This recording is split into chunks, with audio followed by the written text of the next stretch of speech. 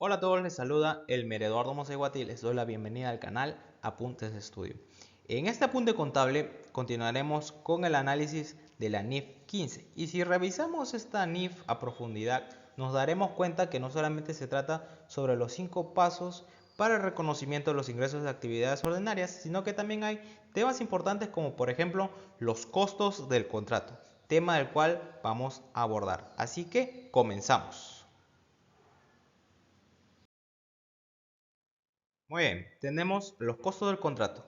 Este tema lo vamos a encontrar en los párrafos 91 al 98 de la NIF 15, los cuales nos señalan que una entidad va a reconocer como un activo a los costos incrementales de obtener un contrato con un cliente siempre y cuando la entidad espere recuperar dichos costos.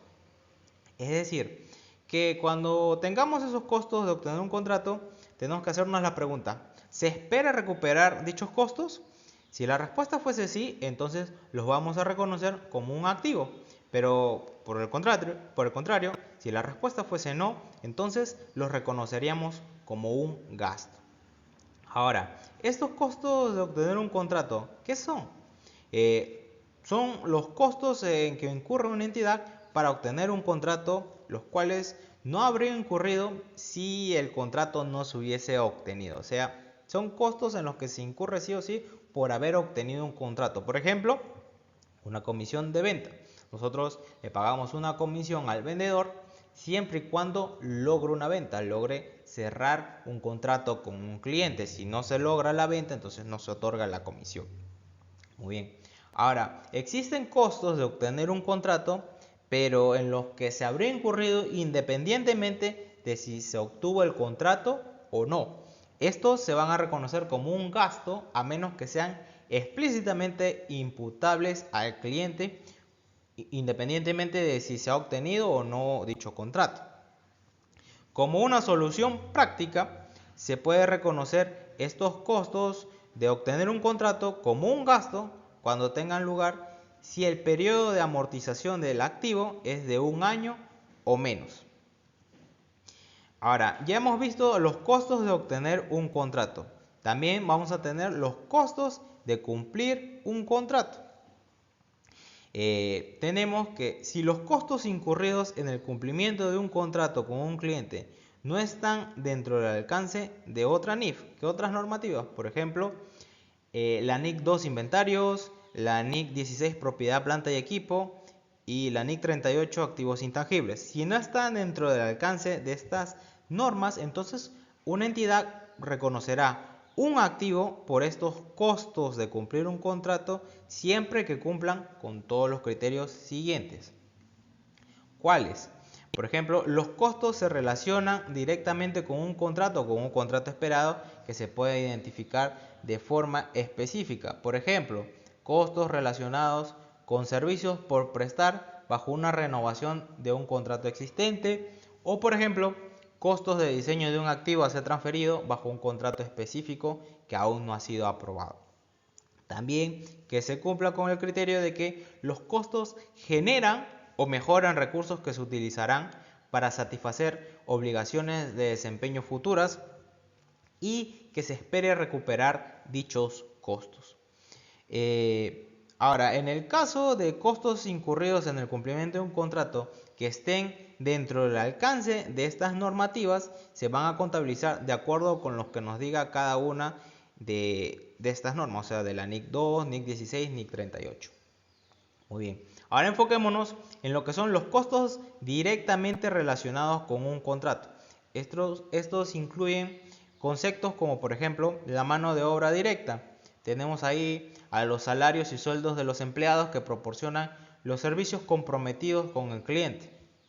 También la materia prima directa o materiales directos, como por ejemplo los suministros utilizados para prestar los servicios comprometidos con el cliente. También tenemos a los costos que son imputables de forma explícita al cliente según el contrato. También a las distribuciones de costos que se relacionan directamente con el contrato o con actividades del contrato. Por ejemplo, tenemos costos de gestión y supervisión, seguros y la depreciación de las herramientas, equipo y activos por derecho de uso, o sea, todos los activos que hayan sido adquiridos bajo arrendamiento financiero utilizados en el cumplimiento del contrato, y otros costos en los cuales se incurre solamente porque una entidad ha realizado el contrato, como por ejemplo puede ser los pagos a subcontratistas. Ahora, una entidad va a reconocer los siguientes costos como gastos. Por ejemplo, tenemos a los costos generales y administrativos, a menos que dichos costos sean imputables al cliente de acuerdo con el contrato, en cuyo caso se va a evaluar dichos costos de acuerdo con el párrafo 97. ¿Cómo es esto? Si estos costos son imputables al cliente, significa que son costos directamente relacionados con un contrato, y recordemos que esos costos se van a reconocer como un activo. Ahora, ¿qué otros costos se van a reconocer como gastos? Tenemos a los costos relacionados con desempeños pasados, es decir, costos que se relacionan con las obligaciones de desempeño satisfechas o que estén parcialmente satisfechas del contrato. También se van a reconocer como gastos a los costos que no se pueda distinguir su relación con las obligaciones de desempeño. ¿Cómo es? O sea, son costos que no se puede distinguir si se relacionan con obligaciones de desempeño no satisfechas o con obligaciones de desempeño que ya están satisfechas o incluso también parcialmente satisfechas. Y por último también se van a reconocer como gastos aquellos costos de materiales desperdiciados, mano de obra u otros recursos para cumplir el contrato que no están reflejados en el precio del mismo. Ahora veamos la amortización y el deterioro de valor. Analicemos cada uno de estos términos por separado. Comencemos con la amortización, que de acuerdo con el párrafo 99, un activo reconocido ya sea por los costos de obtener un contrato de acuerdo con el párrafo 91 o por los costos de cumplir un contrato de acuerdo con el párrafo 95, se va a amortizar de una forma sistemática que sea congruente con la transferencia al cliente de los bienes o servicios con los que se relaciona dicho activo. O sea, es que lo que quiere decir es que esos activos se van a amortizar de una forma sistemática, de una forma periódica en relación con la fecha de transferencia al cliente de los bienes o servicios. Es decir, de acuerdo con la fecha, el momento en que se satisfagan las obligaciones de desempeño, ya sea en un momento determinado o a lo largo del tiempo.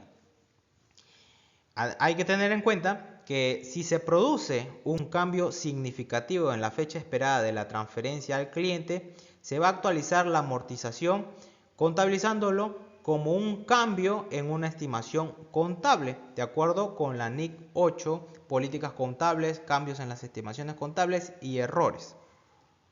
Ahora vamos a ver el deterioro del valor. El párrafo 101 nos requiere que se reconozca dicho deterioro de valor en el resultado del periodo en la medida que el valor en libros de un activo reconocido ya sea por el párrafo 91, o sea, por el costo de obtener un contrato, o por el párrafo 95 por los costos de cumplir un contrato, sea mayor al importe pendiente de la contraprestación que la entidad espera recibir a cambio de los bienes o servicios con los que se relaciona el activo, menos los costos directamente relacionados con la provisión de esos bienes o servicios y que no se han reconocido como gastos. Y en ello hay que tener en cuenta que el párrafo 103 de la NIF 15 requiere que, en primer lugar, se reconozca cualquier pérdida por deterioro de los activos relacionados con el contrato, reconocidos de acuerdo con las otras normativas, es decir, con la NIC 2 inventarios, NIC 16 propiedad, planta y equipo, o la NIC 38, activos intangibles. Luego, que se reconozca la pérdida por deterioro del valor del activo, reconocido de acuerdo con el párrafo 91, o sea, los costos de obtener un contrato, con el párrafo 95 por los costos de cumplir un contrato. Y finalmente, después de aplicar la prueba de deterioro del párrafo 101, se incluirá el importe en libros resultante del activo reconocido de acuerdo con el párrafo 91 o 95. ¿Con qué finalidad? Con el fin de aplicar NIC 36, deterioro del valor de los activos. Y bueno, hasta aquí hemos acabado con la parte teórica de este tema de los costos del contrato. Si quieres aplicar lo que hemos visto en este video a la práctica, te dejo aquí el link para el video en el cual analizaremos los casos prácticos de los costos del contrato que nos señala la NIF 15. Y bueno, así concluye este video en el cual hemos analizado los costos del contrato que nos habla la NIF 15. Si te ha gustado el video, dale un like, suscríbete al canal si aún no lo has hecho y comparte. Así me ayudas a seguir creciendo con el canal y seguir compartiendo valiosa información de temas contables, tributarios, laborales y financieros. Eso ha sido todo y muchas gracias y nos vemos en la próxima.